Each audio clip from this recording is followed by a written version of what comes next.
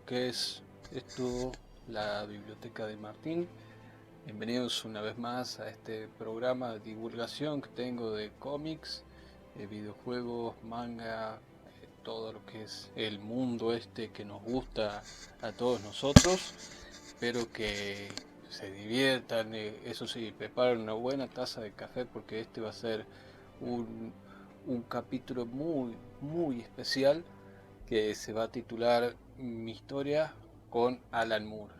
Espero que se diviertan muchísimo, que no los aburra y que sea de su agrado lo que es este episodio. Vamos a lo que es la promo.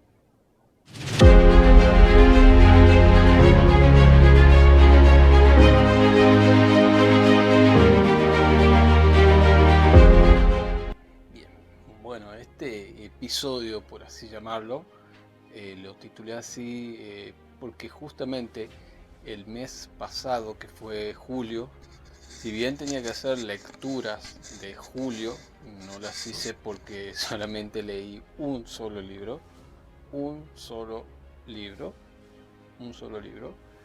pero tengo una explicación al porqué y es este libro. ¿Sí? Se llama Alan Moore, Storyteller.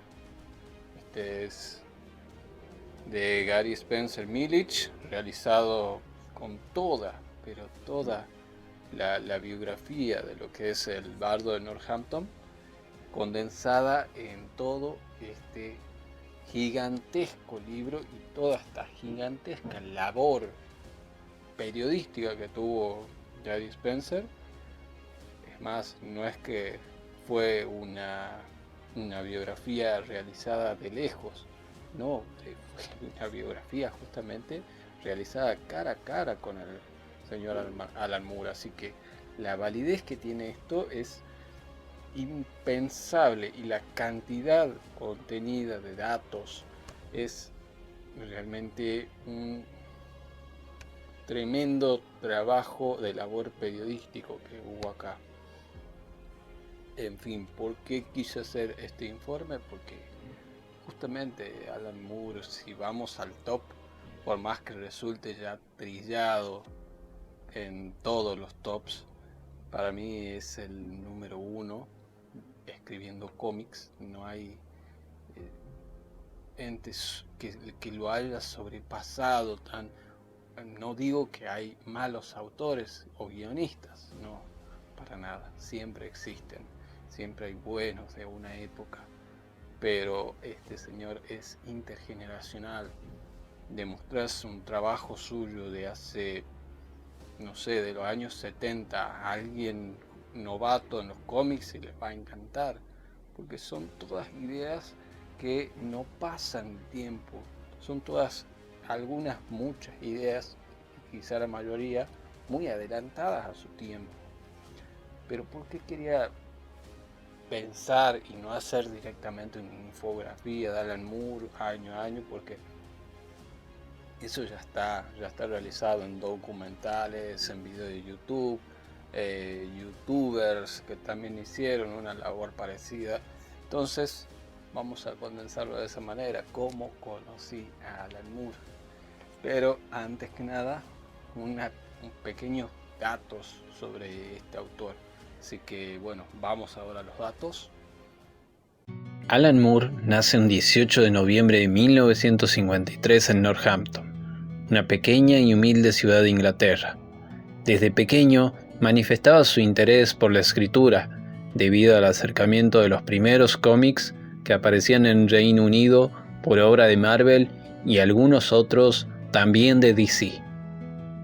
En sus años de pubertad no se llevaba bien con la educación, pues tenía problemas con la misma. No encasillaba en lo que en ese tiempo se veía como alguien inteligente. En tanto, dejó sus estudios y comenzó a emplearse en trabajos de poca monta. Como obra del destino, comenzó a interesarse en el dibujo y la escritura del cómic. Sus primeros trabajos como autor completo fueron en fanzines, magazines y en diarios locales, con personajes tan raros como interesantes. entre ellos Enon y Mouse y Pancas Panda. Gracias a su amigo Steve Moore, a quien había conocido del ámbito under de los fanzines, comienza a trabajar en 2000 AD, la revista de cómics por excelencia de Reino Unido, la casa del famosísimo juez Dredd. Lo demás, como dicen, es historia. Bien, pasado los datos, ¿cómo conocí a Alan Moore? Bien, esto fue más o menos en lo que es los 90, cuando mis primeros inicios en el cómic aunaban recién en lo que era en la niñez, en mi primaria, las primeras lecturas. Pero más que nada se corrió un rumor muy gigantesco, porque imagínense que acá a Argentina llegaban las cosas con delay, llegaba muy tarde.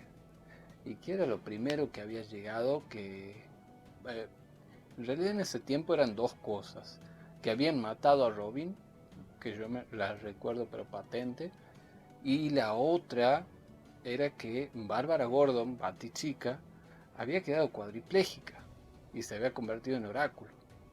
O sea, ese evento, si bien el de Robin me pareció como, bueno, pero era obvio porque ya en los 90 ya había Tim Drake, entonces, bueno, Dick ya había sido Nightwing, así que bueno, era lógico que haya muerto, porque aquí ya habían salido en las revistas de Vid, justamente, que ya salía Hijo Pródigo con Dick Grayson, y creo que se sitúa más o menos después, o justo en la caída del murciélago, que él agarra el manto y después viene Israel y ahí se lo ve a Tim Drake, así que...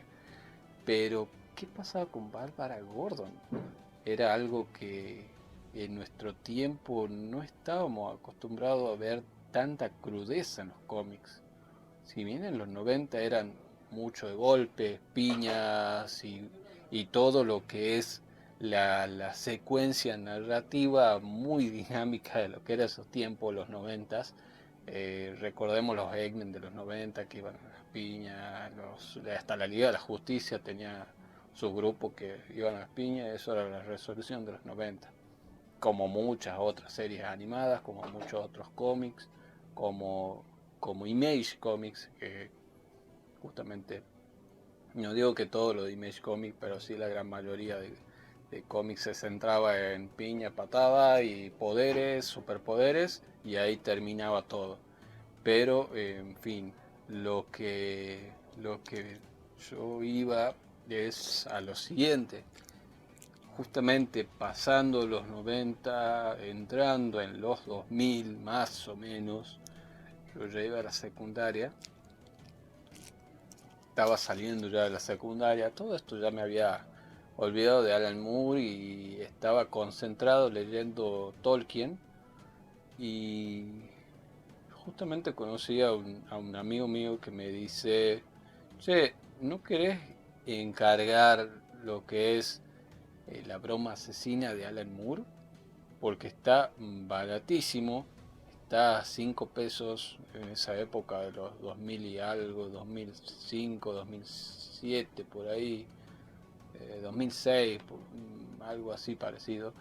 Eh, sí, es justamente, era dinero en esa época. Y con todo lo poco que yo tenía en esa época, había comenzado a trabajar en una imprenta, y dije, sí, encárgamelo. Finalmente leí justamente La broma asesina de Alan Moore y realmente quedé impactado con la crudeza, con la madurez de los dibujos de Brian Boland, y esa desfachatez, porque yo conocía al Joker y a Batman y a su historia en los cómics, había leído cómics, La caída del murciélago, Azrael, Nightwing, conocía todo, digamos, la Batifamilia, cómo se movían, todo, Incluso conocí a Oráculo, que justamente estaba postrado en la silla de ruedas y hacía las veces de quien monitoreaba y de quien daba alarma de quién estaba en peligro o de qué villano estaba más cerca y rastrear. Y ser una especie de rastreadora parecida. Pero a todo esto estaba postrada y es como, wow, Batichica postrada pero ¿qué sucedió? ¿Entendés? Ahí es como que y me hizo ruido esa historia y leyendo La broma asesina veo todo lo, o sea, fue una explosión en mi cabeza como diciendo, wow, nunca jamás en mi vida había leído esto, es, wow, sorprendente, es como que me hizo Alan Moore. A todo esto yo le pregunto a mi amigo, Alan Moore, yo soy que lo conocí grande, ya saliendo de la secundaria.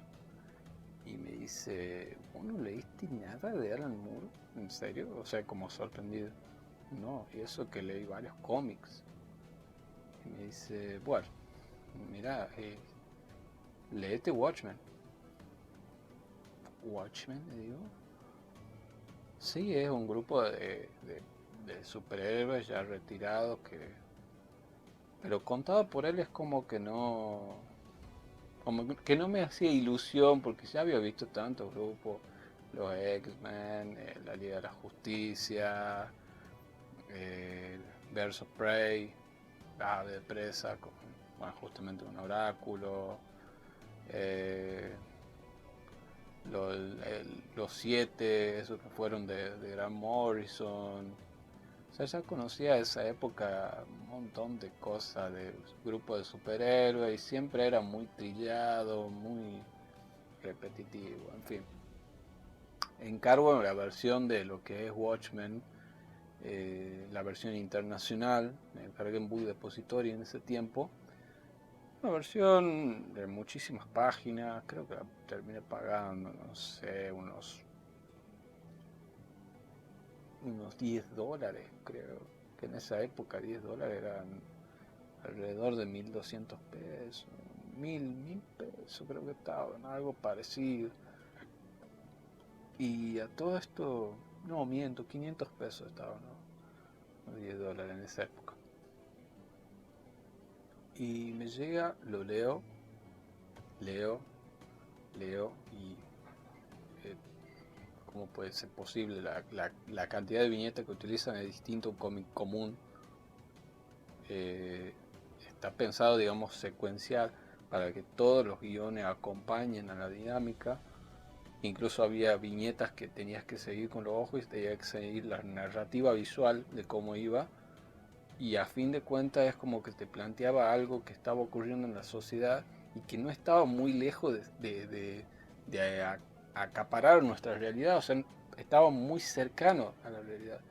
Y así como conozco a lo que es este grupo retirado de superhéroes que a fin de cuentas muestra cada crudeza que puedo decir, wow, y que tiene un final apoteósico y que a fin de cuentas no es un final eh, tan épico, sino que es un final acorde a la realidad, con lo cual es como que en Watchmen Alan Moore te lleva tan a la estratosfera, pero después te da un cachetazo diciéndote, puede pasar en la realidad también, no es tan alejado.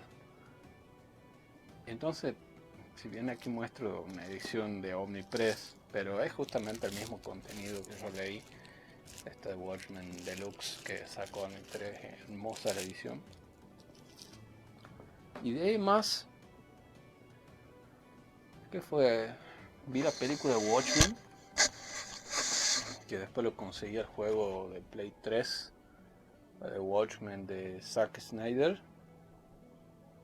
Pero, a ver, aclarando, la película me encantó, me gustó visualmente, es una de mis películas preferidas de superhéroes, creo que me está en mi top 1, es genial, pero el cómic es imposible de adaptar, Sí, hay viñetas que son idénticas, pero la narrativa visual del cómic es imposible de adaptar a una película.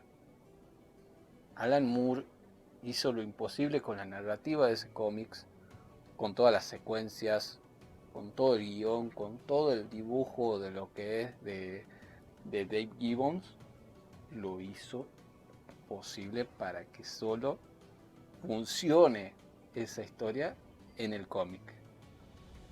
Sí, puede ser genial la película, un efecto visual, es tremendo todo, pero no les llega ni al 30% ni el 20% de lo que es el cómic. De ahí en más hice un pequeño parate, muy pequeño, que fue de ahí en más. Más me reencontré muchísimos años más tarde con Alan Moore. Y no es para que me volviera a sorprender. Miracle Man. Miracle Man, a partir de que yo lo leo, se tornó uno de mis cómics preferidos. Mis cómics preferidos son encabezan una lista muy selectiva y predefinida. Miracle Man está en el número 1. Aquí lo que hace Alan Moore es sorprendente y que aún persiste a día de hoy. Es una cosa que vos decís, lo ves, Alan Davis está desatadísimo. Agarran un personaje, una copia barata de Shazam o de Capitán Marvel y no sé, le dan vida, le dan una nueva vida, le dan una vuelta de tuerca. Es Mickey Moran. Mickey Moran es un hombre ya de casi mediana edad, casado, con obligaciones, que al parecer incluso es impotente. Y siempre tiene su sueño, un recuerdo muy lejano de que él puede volar. Él puede volar, es invencible y tiene sueños de aventuras interespaciales que va derrotando a diversos enemigos. Todos los días sueña eso. Pero él, cuando se levanta de la cama y ve a su esposa y esos días tan oníricos, no existe para él, solo existe la vida real y no puede recordar la palabra, no puede recordar una palabra. Entonces ocurre un atentado inmenso donde su vida está en peligro y finalmente gracias al atentado, a una cosa que ocurre en el atentado, recuerda esa palabra, Kimota, que es atomic o atómico en lo que sería la traducción, y se convierte en Miracle Man, una entidad inmensamente poderosa que al fin de cuentas destroza todo lo que es los villanos que se encuentran allí. Un comienzo espectacular, es inmenso. Esto es uno de los mejores cómics de mi vida. Cuando hablo sobre este cómic es como que empiezo a divagar y creo que no terminaría más. Lo malo con Miracle Man, que tuvo un problema de derechos inmenso, que al parecer los derechos pertenecían a Alan Moore y Alan Davis, después se lo pasó a Neil Gaiman, después hubo contraderechos contra lo que es Eclipse Comics, después entró Marvel Comics a decir que era suya la idea, porque estaba en Marvel UK,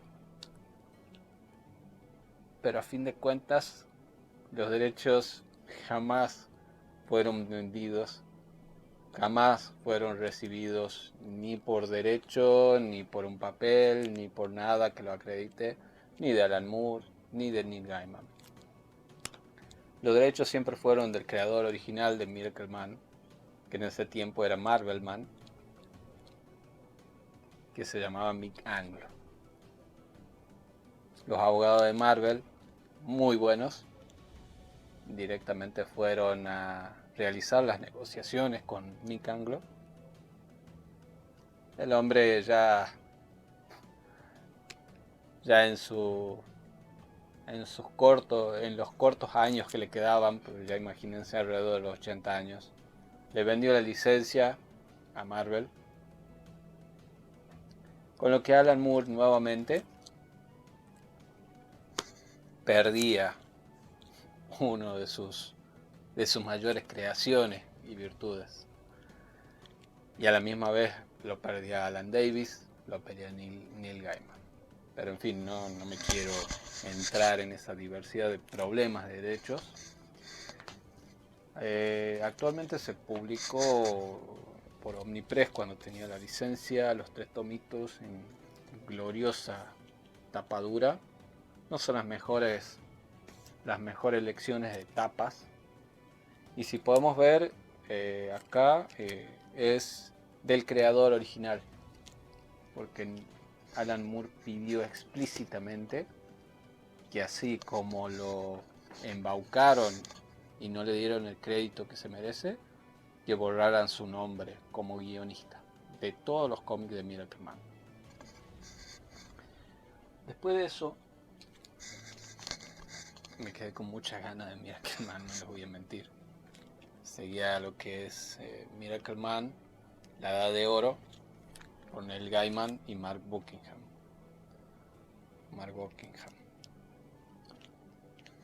Aquí ya se muestra una utopía de Miracle Man. No les quiero contar porque es mucho spoiler, pero hace como una cuestión de Sandman, que cuenta unas reversiones de toda la gente, de cómo vive en ese mundo utópico de Miracle Man. No se centra en Miracle Man, sino en las personas del mundo que viven. Un buen comienzo, pero que la Edad de Oro y luego la Edad de Plata jamás terminaría, porque quedarían ahí enraizados por la prestigiosa Marvel.